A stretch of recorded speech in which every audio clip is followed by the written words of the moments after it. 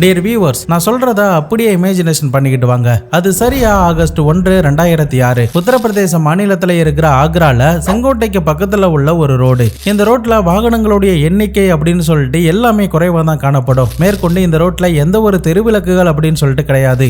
இரவு நேரத்துல வாகனங்கள் வந்தா கூட சற்று சிரமமா தான் இருக்கும். அப்படிப்பட்ட இந்த இருண்ட ரோட்ல தான் ஒரு கார் வேகமா அதிகாலை 3 மணி வாக்குல வந்திருக்கு. அப்படி வரும்போது அந்த கார் ரோட்டோரமா இருக்கிற மின்கம்பத்து மேல மோதி அந்த இடத்துல பயங்கரமா ஒரு சத்தத்தோட ஆக்சிடென்ட் ஆகி உடனடியா அந்த கார் தீப்பிடிச்சிருந்திருக்கு. இந்த சமயத்துல தான் அந்த பகுதி வழியா எப்போதுமே வர சௌதர் பாண்டே அப்படின்ற ஒருத்தர் இந்த வாகனம் இருந்து கொண்டிருக்கிறத பார்த்ததும் உடனடியா தன்னுடைய வாகனத்தை நிப்பாட்டிட்டு கிட்ட வந்து பார்த்திருந்திருக்காரு. அப்போ அதுக்குள்ள ஒரு ஆள் உயிரோட எரிந்த நிலையில இருக்கிறதுனால பதறி போன அந்த நபர் உடனடியா ஆக்ரா போலீஸ் அதிகாரிகளுக்கு தகவலை கொடுக்கிறாரு.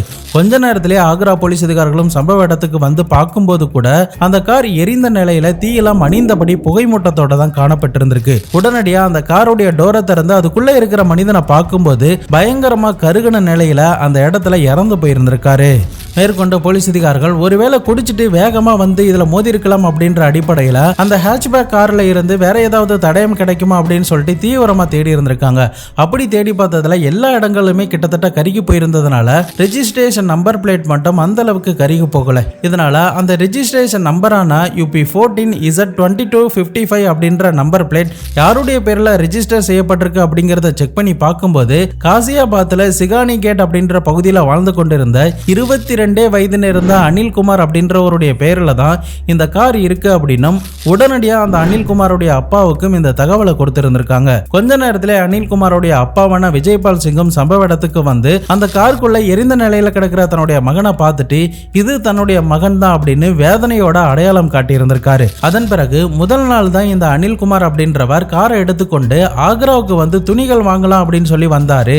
வேலைகள்லாம் முடித்ததுக்கு பிறகு மூத்த சம்பந்தியோடைய வீட்டுக்கு போகலாம் அப்படிங்கிறது தான் அனிலோடைய பிளானாவும் இருந்துச்சு. ஆனா அதுக்குள்ள இப்படி அநியாயமா இறந்து போயிட்டானே அப்படின்னு சொல்லிட்டு அழுதபடியே போலீஸ் அதிகாரிகள் கிட்ட தன்னுடைய மகனை அடையாளம் காட்டி இருந்திருக்காரு. அன்னைக்கு அந்த இடத்துல இறந்து போன அனில்குமார் உண்மையிலேயே ஆக்சிடென்ட் ஆகி தான் இறந்து போனாரா, அப்படி இல்லைன்னா வேற யாராவது திட்டமிட்டு படுகொலை செஞ்சிருந்திருப்பாங்களா? உண்மையிலேயே இந்த வழக்குல அப்படி என்னதான் நடந்துச்சு?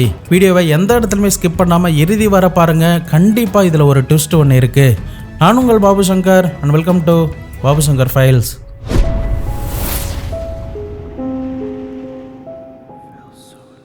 முதற்கட்டமாக ரகாப்கஞ்ச் போலீஸ் ஸ்டேஷனுடைய இன்ஸ்பெக்டராக இருந்த DL சுதில் அப்படின்றவர் இறந்து போன அனிலோடைய அப்பாவான விஜய்பால் சிங் கிட்ட விசாரிச்சிருந்திருக்காரு. அப்போ அவர் என்ன சொல்றாருன்னா, எங்களுக்கு எதிரிகள் அப்படின்னு சொல்லிட்டு யாருமே கிடையாது, யார் மேலேயும் சந்தேகம் இல்லை, வெறும் 22 வயதுல என்னுடைய மகனை அநியாயமா கடவுள் பறிச்சுக்கிட்டாரே அப்படின்னு சொல்லிட்டு வேதனையோட அந்த குடும்பத்தார்கள் அனைவருமே இந்த ஸ்டேட்மெண்ட்டை சொல்றாங்க. போலீஸ் அதிகாரிகளும் கார்ல இருந்த ஏசி கம்ப்ரஸர் மூலியமா தான் ஃபயர் ஏற்பட்டிருக்கணும், அதனால இது ஒரு நார்மலான ஆக்சிடென்ட் தான் அப்படின்னு சொல்லிட்டு இந்த வழக்கை க்ளோஸ் பண்ணிடவும் செய்கிறாங்க. அடுத்தபடியாக அனிலோடைய சடலத்தை பிரேத பரிசோதனைலாம் முடித்ததுக்கு பிறகு விஜய்பால் சிங் கிட்ட கொடுத்துருந்துருக்காங்க. அவர் தன்னுடைய சொந்த கிராமத்தில் அவங்களுடைய சடங்கு முறைப்படி அந்த சடலத்தை எரிக்கவும் செய்கிறாரு. இறந்து போன மகன் ஒருபோதும் திரும்ப வரமாட்டான் அப்படின்ற வேதனையோடைய அடுத்தடுத்த வேலைகளை அந்த குடும்பத்தார்கள் பார்க்க ஆரம்பிக்கிறாங்க. இப்படியே 17 வருடங்கள் கிட்ட கடந்து போயிருந்திருக்கு. திடீர்னு அந்த குடும்பத்தில் எக்கச்சக்கமான அளவுக்கு பணம் புரள ஆரம்பிக்குது. சொகுசான வீடு, நிறைய கார் அப்படின்னு சொல்லிட்டு அவர்கள் அனைவருமே சந்தோஷமான வாழ்க்கையை தொடர்ந்து இருந்திருக்காங்க. இந்த சமயத்துல தான் 17 வருடம் கழித்து சரியா நவம்பர் 7, 2023 வாக்குல காசியாபாத்ல இருந்து 1000 கிலோமீட்டர் தள்ளி இருக்கிற இன்னொரு மாநிலமான குஜராத் மாநிலத்தோடைய அகமதாபாத்ல இருக்கிற போலீஸ் அதிகாரிகளுக்கு ஒரு முக்கியமான ஒரு ரகசிய தகவல் ஒன்று கிடைக்குது. அந்த தகவலின் அடிப்படையில் ஒரு குறிப்பிட்ட ஏரியாவுக்கு போயிட்டு அந்த ஏரியாவில் இருக்கிற பல பேருடைய வீட்டில் சோதனைகளை நடத்தி இருந்திருக்காங்க. அப்படி சோதனைகள் நடத்திக்கிட்டே வரும்போது தான் ஒரு டாக்ஸி டிரைவருடைய வீட்டில் ஒரு சோதனையை நடத்தி இருந்திருக்காங்க. அன்றைய நாள் அந்த வீட்டில் டாக்ஸி டிரைவருடைய மனைவி மற்றும் 6 வயது மற்றும் 2 வயது பிள்ளைகள் மட்டும்தான் இருந்திருக்காங்க. தொடர்ந்து அந்த மனைவி கிட்ட விசாரணை பண்ணும்போது என்னுடைய கணவர் வெளியில போயிருக்காரு அப்படின்னும், என்னுடைய கணவருடைய பேர் ராஜ்குமார் சௌத்ரி அப்படின்னும், நாங்க இந்த வீட்டில் வாடகைக்கு தான் இருக்கிறோம் அப்படின்ற ஒரு டீட்டெயிலை கொடுக்குறாங்க. அதே சமயம் எங்களுடைய பூர்வீகம் குஜராத்தி தான், என்னுடைய அப்பா அம்மாவும் குஜராத் மாநிலத்தில் தான் பிறந்திருக்காங்க அப்படின்னு சொல்றாங்க. அதன் பிறகு உன்னுடைய கணவர் எந்த ஊரு, உன்னுடைய கணவருடைய அப்பா அம்மாவை நீ பார்த்திருக்கியா அப்படின்னு சொல்லி கேட்கும்போது என்னுடைய கணவரும் குஜராத்தி தான், ஆனால் அவருடைய அப்பா அம்மாவை நான் ஒருபோதும் பார்த்ததே கிடையாது, எங்களுக்கு திருமணமாகி கிட்டத்தட்ட 8 வருடங்கள் கிட்ட ஆகுது, ஆனால் ஒரு நாள் கூட உங்களுடைய சொந்தக்காரங்க அப்படின்னு சொல்லிட்டு யாரையுமே நான் பார்த்தது கிடையாது அப்படின்னு அந்த மனைவி சொல்கிறாங்க. பட் இந்த விஷயத்தை ரேண்டமாக விசாரிச்சுட்டு போலீஸ் அதிகாரிகள் அங்கிருந்து கிளம்பி மற்ற வீடுகளை விசாரணை பண்ணுவது போல விசாரிச்சுட்டு தங்களுடைய ஸ்டேஷனுக்கே வந்திருக்காங்க. அப்போதான் இந்த பெண்மணி சொன்ன ஒரு விஷயம் மட்டும் எங்கேயோ இடிக்க ஆரம்பிக்குது. எதனால அந்த ராஜ்குமார் சௌத்ரி அப்படின்ற டாக்ஸி டிரைவர் இவ்வளோ நாட்கள் திருமணமானதுக்கு பிறகும் கூட அவங்களுடைய அப்பா அம்மாவை இந்த பெண் கிட்ட காட்டாம இருக்காரு. அப்போ இவருடைய உண்மையான பூர்வீகம் என்ன அப்படின்னு சொல்லிட்டு அவருடைய டீட்டெயில்ஸ் எல்லாத்தையுமே வாங்கி செக் பண்ண ஆரம்பிக்கிறாங்க. இப்போ அகமதாபாத் கிரைம் பிரான்ச் போலீஸ் அதிகாரிகளுக்கு வந்த ரகசியமான ஒரு கால் எங்கிருந்து வந்திருக்குன்னா, உத்தரப்பிரதேச மாநிலத்தில் இருக்கிற காசியாபாத் அப்படின்ற ஒரு இடத்துல இருந்து. இந்த ரகசிய கால் பண்ணவரை பற்றி எந்த ஒரு டீட்டெயிலுமே போலீஸ் அதிகாரிகளுக்கு தெரிவிக்கப்படலை. அதன் அடிப்படையில் அவருடைய பேரை புரிதலுக்காக சுரேஷ் அப்படின்னு நம்ம வச்சுக்கலாம். இந்த சுரேஷ் அப்படின்றவர் இன்சூரன்ஸ் கம்பெனியில் இருக்கக்கூடிய ஒரு புரோக்கர். இவர் நிறைய பேருக்கு இன்சூரன்ஸ்லாம் எடுத்து கொடுக்குறாரு. அதே மாதிரி தான் இவரால் நிறைய பேருக்கு இன்சூரன்ஸ்லாம் எடுத்து கொடுக்கப்படுது. அதன் அடிப்படையில் ஒரு சில பேருடைய இன்சூரன்ஸ் காப்பிலாம் வாங்கி பார்க்கும்போது நாமினியா அவருடைய ரத்த சொந்தம் எதுவுமே இல்லாமல் 3வது நபருடைய பெயரை காட்டி இருந்திருக்கு. அதாவது ஒரு ஆள் லைஃப் இன்சூரன்ஸ் போடுறாங்கன்னா நாமினியா அவங்களுடைய அப்பா அம்மா அப்படி இல்லைன்னா மனைவி அப்படி இல்லைன்னா பிள்ளைகள் பெயரில் தான் போடுவாங்க. ஆனால் இந்த சுரேஷ் அப்படின்றவர் பார்த்த டாக்குமெண்ட்டில் 3வது நபருடைய பெயரை போட்டிருந்ததுனால தான் அவருக்கு சில சந்தேகங்கள் எழ ஆரம்பிக்குது. இதனால் அந்த 3வது நபர் யார் அப்படின்னு சொல்லி விசாரிக்க ஆரம்பிக்கிறாரு. அப்படி விசாரணை பண்ணும்போது தான் 17 வருடத்திற்கு முன்னாடி இறந்து போன அனில்குமாருடைய அப்பாவான விஜய்பால் சிங் அப்படிங்கிறது தெரிய வருது. இந்த விஜய்பால் சிங்கை பற்றி அந்த ஏரியாவில் சீக்கிரட்டாக ஒரு விசாரணையை தொடர்ந்து இருந்திருக்காரு. அப்படி சில பேர் கிட்ட விசாரிச்சதுல 17 வருடத்திற்கு முன்னாடி அவருடைய மகனான அனில்குமார் அப்படின்றவர் கார் ஆக்சிடென்ட்ல இறந்து போயிட்டதாகவும், அதன் பிறகுதான் இந்த குடும்பத்தார்கள் நல்ல வசதியோட வாழ்ந்துகிட்டு இருக்காங்க. நிறைய காரும் நிறைய வீடும் இவங்களுக்கு வந்திருக்கு. எப்படி வந்துச்சுன்னு தெரியல. அதுக்கு முன்னாடி வரைக்குமே இவங்க சாதாரண ஒரு ஆள் மாதிரி தான் இருந்தாங்க அப்படின்ற ஒரு டீட்டெயில்ஸ் சில பேரை கேட்கும்போது இவருக்கு தெரிய வர ஆரம்பிக்குது. தொடர்ந்து இந்த விஜய்பால் சிங் அப்படின்றவர் அந்த ஏரியாவில் ஜவுளி வியாபாரம் பார்த்துக்கிட்டு வராரு. இந்த ஜவுளி வியாபாரம் பார்ப்பதற்கு முன்னாடி பல திருட்டு வேலைகளில் மைனர் பசங்களை ஈடுபடுத்துவார். அது எதுக்காகனா அவங்க மைனர் அப்படிங்கிறதுனால 3 வருடத்தில் ஈஸியாக வெளியில் வந்துருவாங்க. அதன் அடிப்படையில் இப்படி பல திருட்டு வேலைகள்லாம் பார்த்துக்கிட்டு இருந்திருக்காரு.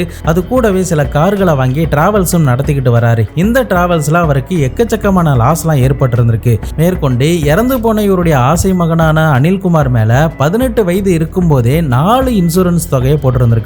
இந்த 4 இன்சூரன்ஸுக்கு வருடம்தோறும் 85,000 ரூபாய் கிட்ட கட்டியாகணும். மேற்கொண்டு ஒருவேளை அந்த சம்பந்தப்பட்ட நபர் இறந்து போயிட்டாருன்னா 80 லட்ச ரூபாய் கிட்ட ஓவராலா ஒரு பணம் அந்த குடும்பத்தார்களை வந்து சேரும். இப்போ அனில்குமாரும் 2006 ஆக்சிடென்ட்ல இறந்து போயிட்டதுனால தான் 80 லட்ச ரூபாய் கிட்ட பணம் இந்த குடும்பத்தார்களுக்கு கிடைச்சிருந்திருக்கு.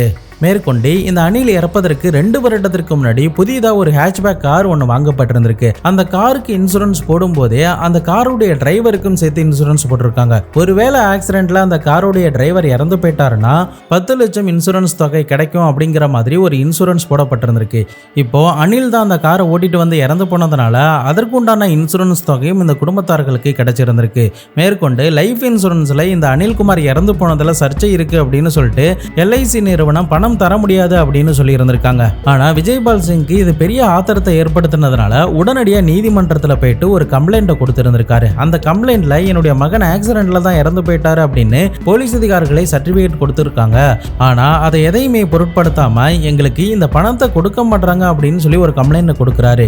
நீதிமன்றமும் அந்த வழக்கை விசாரணை பண்ணி முடிச்சதுக்கு பிறகு எல்லாமே சரியா இருந்ததுனால இந்த விஜய்பால் சிங்குக்கு உண்டான கோர்ட் ஃபீஸ், அவர் இவ்வளவு நாள் அலைந்ததுக்கான ஃபீஸ் அப்படின்னு சொல்லிட்டு எல்லாத்துக்குமே சேர்த்து மேற்கொண்டு நீங்க ஒரு 10 லட்ச ரூபா சேர்த்து மொத்தம் 90 லட்ச ரூபா அவருக்கு கொடுக்கணும் அப்படின்ற ஒரு ஆர்டரை போட்டிருந்திருக்காங்க. அதன் அடிப்படையில் இவருக்கு 90 லட்சம் கிடைச்சிருந்திருக்கு. இது கூடவே அந்த கார் டிரைவருக்கு இன்சூரன்ஸ் போட்டிருந்தார்ல, அதன் மூலியமாகவும் ஒரு 10 லட்ச ரூபா கிடைச்சிருந்திருக்கு. கிட்டத்தட்ட 1 கோடி ரூபாய் கிட்ட இந்த அனில்குமார் இறந்ததுக்கு பிறகு இந்த விஜய்பால் சிங்க்கு கிடைச்சதுனால இந்த பணத்தின் மூலியமா கார் வாங்கப்பட்டிருந்திருக்கு, வீடுகள்லாம் வாங்கியிருந்திருக்காரு. பட் என்னதான் இந்த பணம்லாம் கிடைச்சி வசதி வாய்ப்புகளோட வாழ்ந்தாலும் கூட தன்னுடைய மகன் இறந்து போயிட்டான் அப்படின்ற ஒரு வருத்தம் அவருடைய முகத்தில் யாருமே பார்த்ததில்லை அப்படின்னு தான் சொல்கிறாங்க. இதனால் ஒருவேளை இவரே பிளான் பண்ணி அனில்குமாரை கொலை பண்ணியிருப்பாரோ அப்படின்ற ஒரு சந்தேகம் அங்கே இருக்கிற நிறைய பேருக்கும் ஏற்பட்டிருந்திருக்கு. இந்த விஷயம் எல்லாமே போலீஸ் அதிகாரிகளுக்கு ரகசிய தகவல் கொடுத்த சுரேஷ் அப்படின்றவர் கேட்டு தெரிந்து கொள்ளவும் செய்கிறாரு.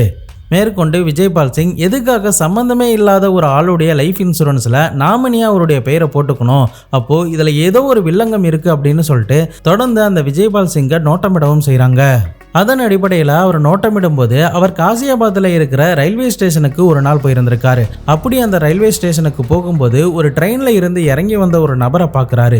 அந்த நபர்கிட்ட கட்டி அணைத்தபடி ரொம்பவே ஆற தழுவி பேசிக்கிட்டு இருந்திருக்காரு. அதன் பிறகு அந்த நபர் கொஞ்ச நேரம் கழித்து வேற ஒரு ட்ரெயின்ல ஏறி போயிருந்திருக்காரு.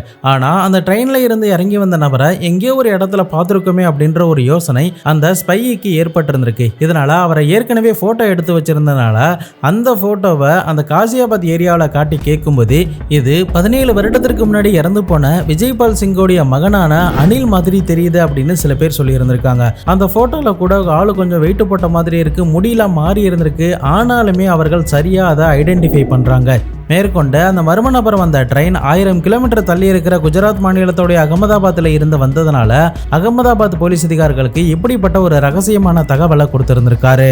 ஏற்கனவே போலீஸ் அதிகாரிகளுக்கு ராஜ்குமார் சௌத்ரி அப்படின்றவன் ஃபேக் டாக்குமெண்ட்லாம் கொடுத்து அவனுடைய ஐடி கார்டு வாங்கியிருக்கான் அப்படின்ற ஒரு குற்றச்சாட்டும் இருந்ததுனால போலீஸ் அதிகாரிகள் இமிடியேட்டாக ரைடு நடத்தி இருந்திருக்காங்க. அதன் அடிப்படையில் தான் அந்த ராஜ்குமார் சௌத்ரி அப்படின்றவனுடைய வீட்டுக்கு போயிட்டு சோதனைகள் நடத்தி இருந்திருக்காங்க. அதன் பிறகு இதெல்லாம் உண்மையா பொய்யா அப்படிங்கிறத தெரிஞ்சுக்கணும் அப்படிங்கிறதுக்காக காசியாபாத்துக்கே இந்த குஜராத் போலீஸ் அதிகாரிகள் சில டீமை அனுப்பி செக் பண்ணி பார்த்துருக்காங்க. கிராஸ் வெரிஃபிகேஷன் பண்ணதில் எல்லாமே சரியா இருந்ததுனால இமிடியேட்டா 17 வருடத்திற்கு முன்னாடி இறந்து போனதா சொல்லப்பட்ட அந்த அனில்குமாரை போயிட்டு போலீஸ் அதிகாரிகள் கைது பண்றாங்க. கைது செய்யப்பட்டதுக்கு பிறகு அடுத்த கட்டமா நொய்டா போலீஸ் அதிகாரிகள் கிட்ட ஒப்படைச்சிருந்திருக்காங்க. அதன் பிறகு இந்த வழக்கு விசாரணை பண்ணப்படுது. இவனுடைய அப்பா அண்ணன் அப்படின்னு சொல்லிட்டு எல்லாருமே எஸ்கேப் ஆகியிருந்திருக்கான். இறுதியா அனைவரையுமே போலீஸ் அதிகாரிகள் பிடித்து தனித்தனியா விசாரணை பண்ணும்போது தான் நடந்த உண்மைகள் எல்லாத்தையுமே இந்த ஃப்ராடு கும்பல் ஒத்துக்கொள்ளவும் செய்றானுங்க.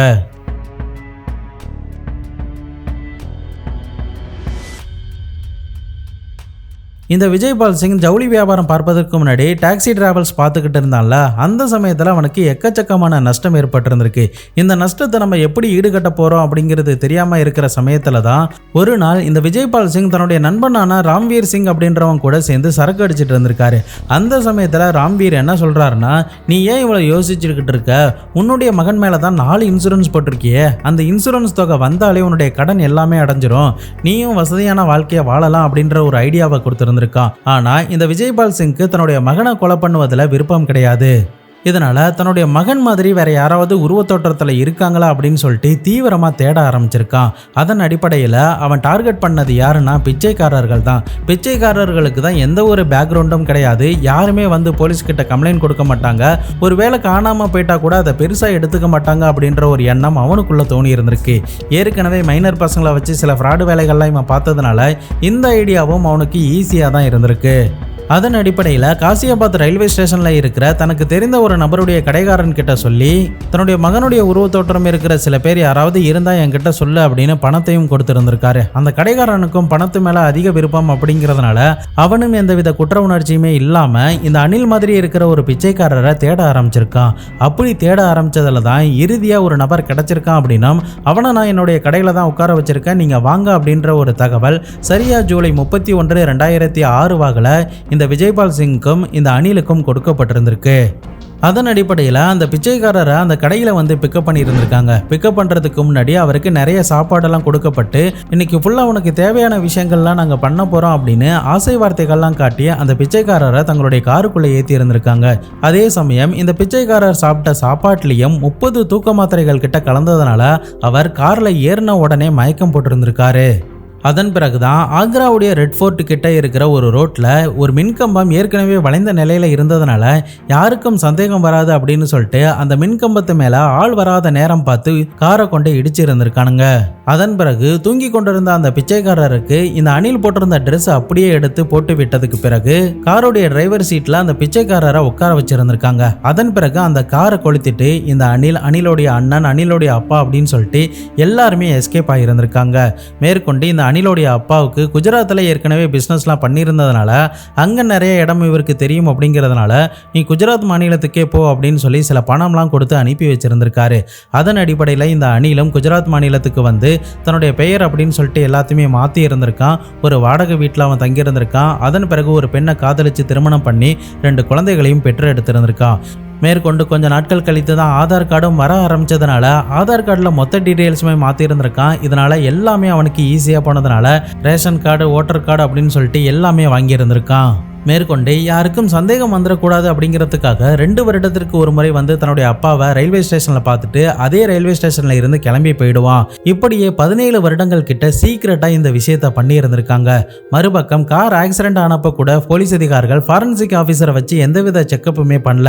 இது ஒரு ஆக்சிடென்ட்ல தான் ஃபயர் ஆயிருக்கு அப்படின்னு ஈஸியா க்ளோஸ் பண்ணி வழக்க முடிச்சிருந்திருக்காங்க.